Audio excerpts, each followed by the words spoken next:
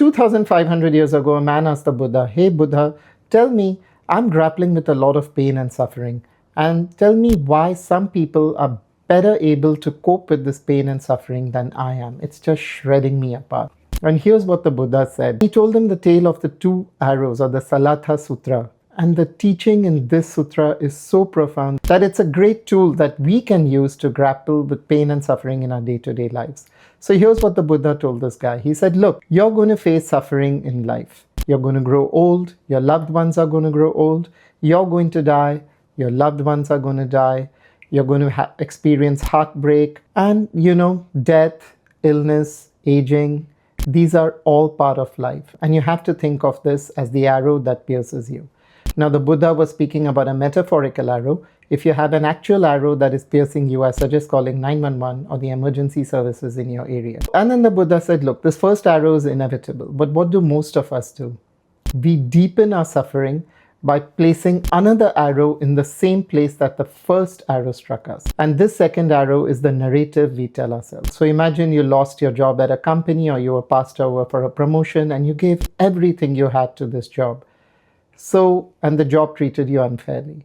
And that's the first arrow. But what do? We put the second arrow of our internal narrative. We tell ourselves, oh, I wasn't worthy, or, oh, my boss is not a good person, or I want to be treated as a human being, but they just thought of me as a cost center.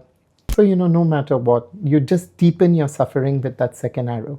So how do you not inflict the second arrow by yourself? The Buddha had a practical way of not shooting the second arrow.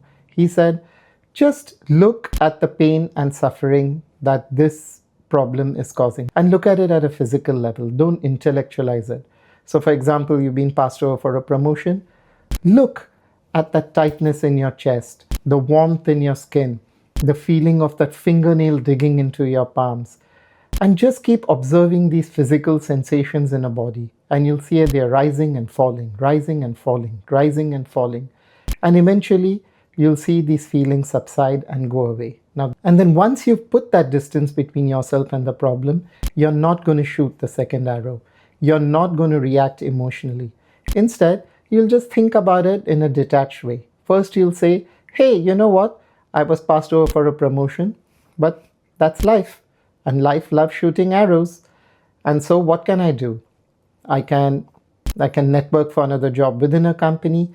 I can reach out to a contact at another company, or I can make this job work in a way that makes sense to me, where I don't feel like I'm being exploited. But whatever you do, you're doing it with the realization that that first arrow was going to happen no matter what, and you're going to take an action non-emotionally and non-reactively that makes sense for yourself. So, bear the first arrow and don't keep shooting arrows and stuff at yourself. It's not good for health.